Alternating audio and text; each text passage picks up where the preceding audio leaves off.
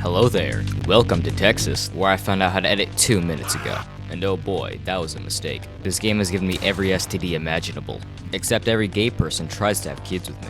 I'm not sure if I should take it as a compliment or not. I should still have 911 on speed dial though. This is SCP Secret Laboratory, a game well known for being very civil and respectable. I'm so much better.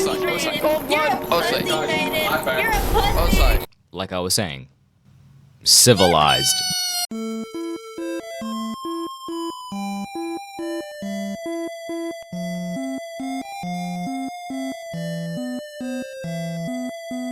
When spawning in, there are 4 main classes you can be. Orange fellow, yellow fellow, gray fellow, red fellow. Each fellow must do its own thing to make sure it doesn't fucking die.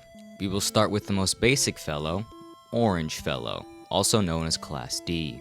Why the hell am I talking like this? When spawning in, you'll be in a cell for having 47 charges of touching 9-year-olds.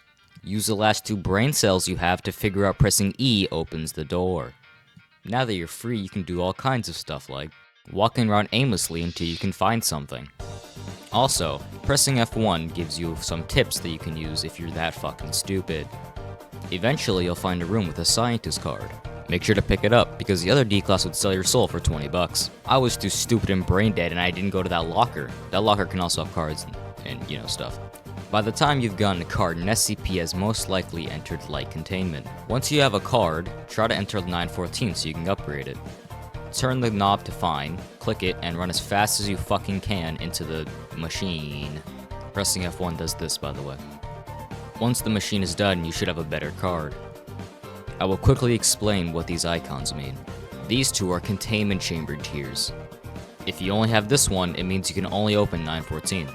This one means you can open the candy chamber, 096's room, and 106's room, which is what we will get to later. These 3 indicate armory tiers.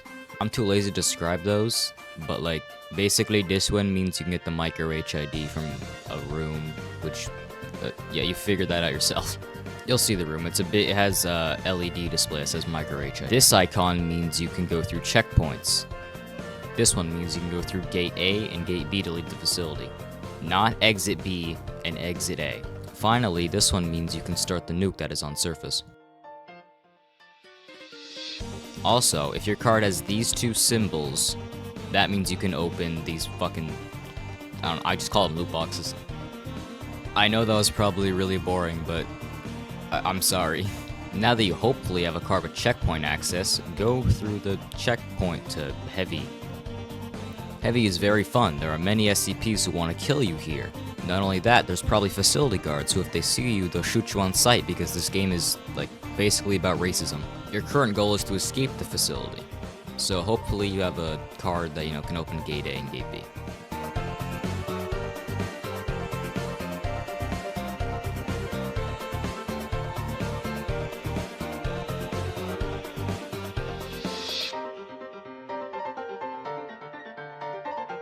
Now that you've managed to get to entrance through checkpoint, your only goal now is to find Gate A. Note that, you'll probably still be getting chased here, and if Mobile Task Force spawns, they will definitely try to kill you, so, be wary of that. Great job, you found Gate A or Gate B without dying. Your only goal now is to escape the facility.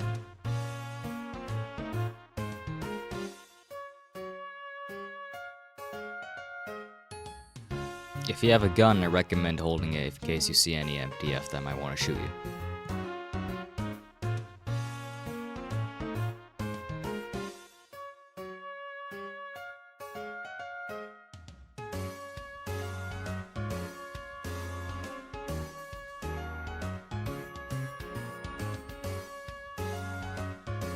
If all goes according to plan, you will have successfully escaped and became a Chaos Insurgency.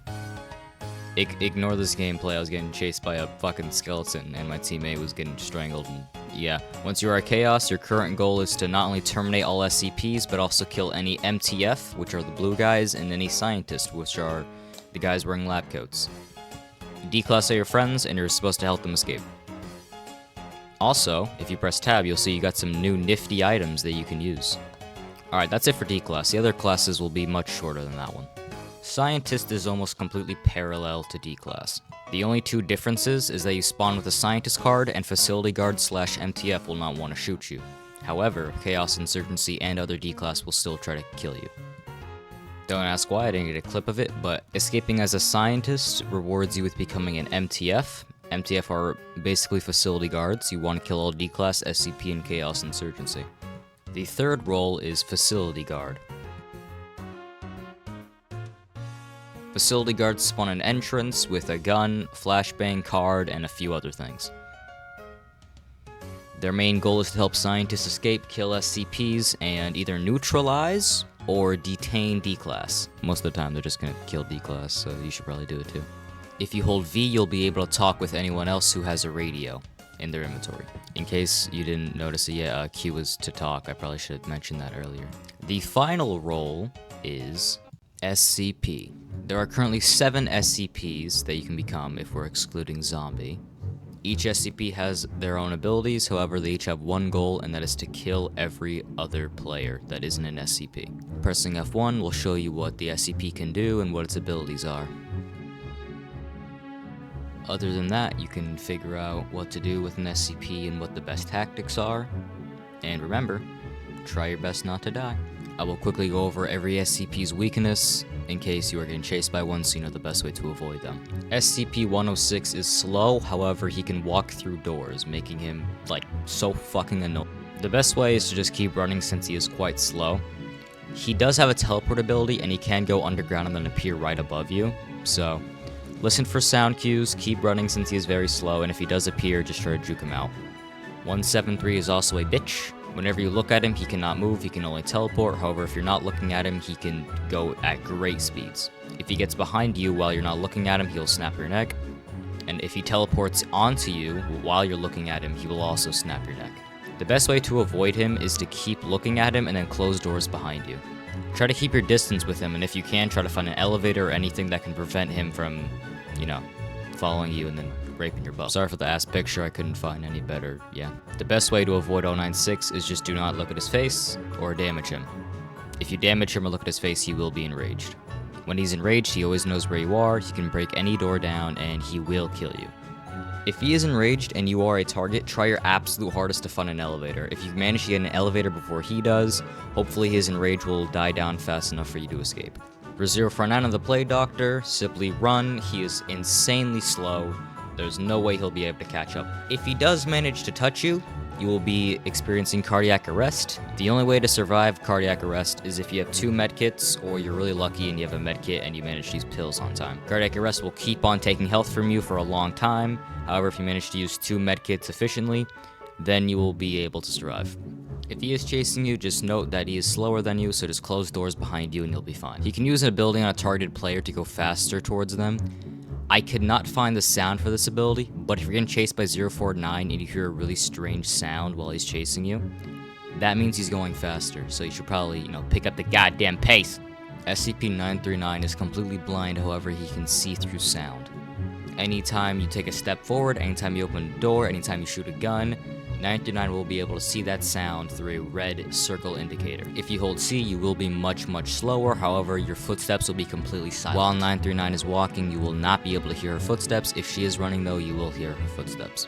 If you're getting chased by 939, try to close doors behind you. She is much faster than you while running. If you manage to get a safe place, stop moving and try to make as little sound as possible.